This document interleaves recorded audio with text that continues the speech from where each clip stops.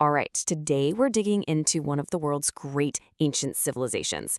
You see, for about a century, we thought we had the story of the Indus Valley all figured out, especially how it fell. But it turns out new science is completely flipping that script. It's revealing a world that's so much more complex and honestly way more connected to today than we ever imagined. So let's get into it. And this is the central question, right? How does a civilization with up to 5 million people just vanish? I mean, at its peak, these guys built some of the most advanced cities the ancient world had ever seen. And then they were just gone. It's a question that has baffled archaeologists and historians for decades. What could possibly make a civilization of that size disappear? And what a scale we're talking about. Just look at this comparison. The Indus civilization absolutely dwarfed its more famous neighbors, Egypt and Mesopotamia. We're talking about more land, more people. It's not even close. But then you get to that last row. Rulers. For Egypt, you've got pharaohs, Mesopotamia, kings, and priests. For the Indus, a giant question mark. A huge, incredibly organized society with no obvious kings. That right there is our first big clue that we're looking at something totally unique. Okay, so to really solve this mystery, first we have to unpack the story that everyone believed for almost 100 years. It was a simple, very dramatic explanation for how this great civilization ended. And as we now know, it was almost completely wrong. Yeah, this one single theory was so powerful, so convincing, that it ended up in textbooks all over the world. It was presented as fact. And it was a story of conquest, of invasion, of a very violent end. And that story was called the Aryan Invasion theory. The basic idea was this. Around 1500 BCE, nomadic warriors from the north just swept down, completely destroyed the Indus cities, and took over. It's a really compelling story, for sure. But there was one massive problem. The actual evidence, the stuff archaeologists were digging up, it just didn't fit. But before we totally debunk that whole invasion idea, let's just take a moment to appreciate the sheer genius of the Harappan people themselves. Seriously, because to really get how their world ended, you first have to understand how they lived. And they lived in some of the most mind-blowingly sophisticated cities of the ancient world. I mean, this wasn't some chaotic urban sprawl. Cities like Mohenjo-Daro and Harappa, these were master-planned marvels. We're talking streets laid out on a perfect geometric grid, crossing at exact right angles. They used standardized, mass-produced baked bricks, which was a huge technological leap, by the way, and they engineered these incredibly complex water and sanitation systems that were, honestly, centuries ahead of their time. And take this number, 421. It seems simple, but it represents something absolutely extraordinary. Standardization on a massive scale. This exact brick ratio is found at hundreds of different sites across a territory bigger than 1 million square kilometers. For the Bronze Age, that level of coordination and shared knowledge, it's just mind-boggling. I mean, just let that sink in. The sanitation systems in the Indus Valley were so advanced that many cities in, say, Europe wouldn't catch up until the Roman era, or even the 19th century. That's over 3,000 years later.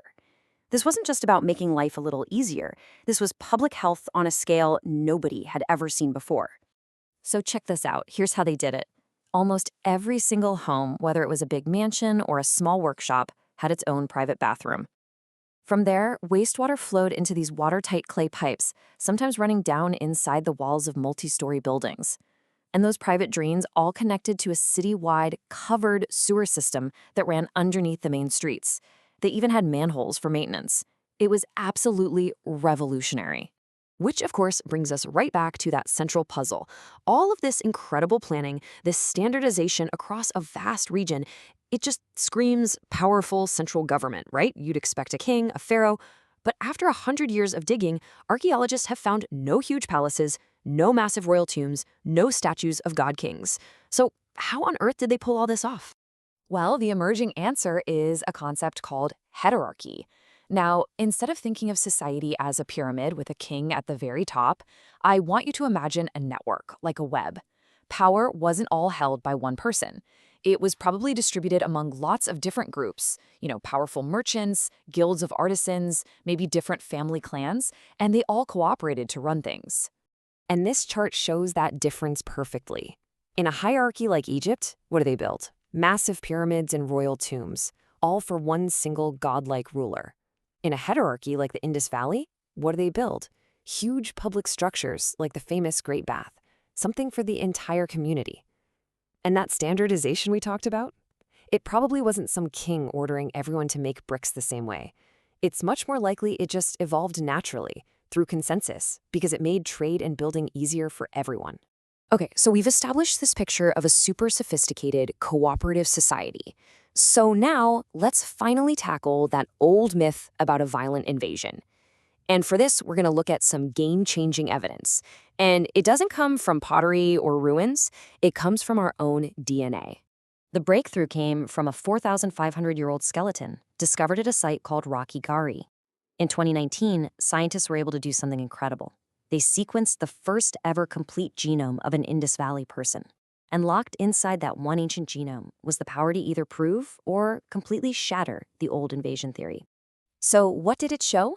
Well, it revealed that the Indus people were a unique mix of two really ancient groups, local South Asian hunter-gatherers and people whose ancestry was related to early Iranian farmers.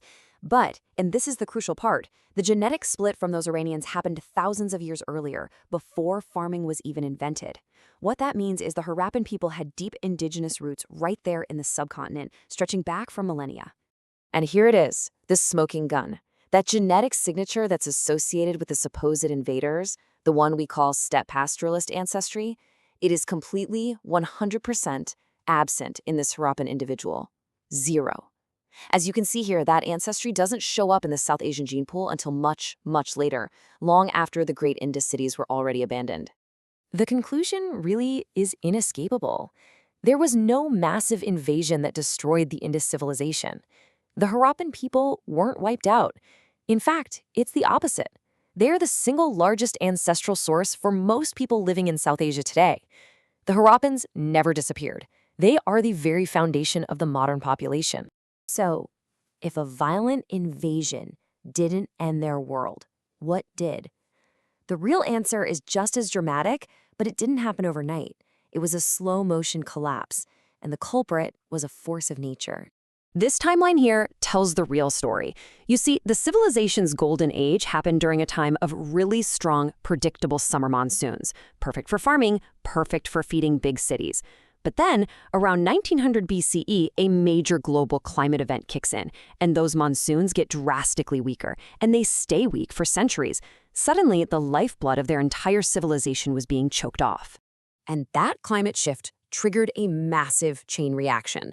With the monsoons gone, the predictable river floods they relied on for agriculture, they stopped.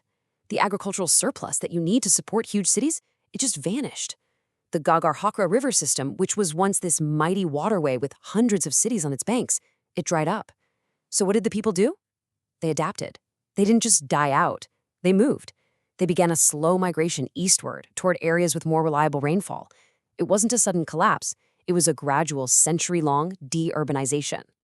So why was that invasion story so popular for so long? And why is all of this still so hotly debated today? Well, it's because ancient history is never just about the past. It's almost always a battleground for ideas about the present. You see, you kind of have two competing narratives. On one hand, you had the Aryan Invasion theory, which really took hold during the British colonial era. It painted Indian history as just one long series of foreign conquests, which, conveniently made their own role seem like just another chapter in that book. On the other hand, you have a more modern nationalist counter-narrative that says the Harappans were the Vedic people, and that no significant migration ever happened. But what the science actually shows is a more complicated truth that doesn't really fit neatly into either box. There was no violent invasion, that's clear. But there was a later migration of people that contributed to the gene pool. It just happened long after the Indus cities had already declined. So the big takeaway is this: the Indus Valley Civilization wasn't some mysterious, forgotten dead end. It was an incredibly resilient and innovative society. They didn't get conquered, they adapted to massive climate change. And their people? Well, they're the ancestors of hundreds of millions of people today. We got their story wrong for 100 years. And it just makes you wonder, right? What other fundamental things we think we know about our past are just waiting for the right discovery, waiting to be rewritten?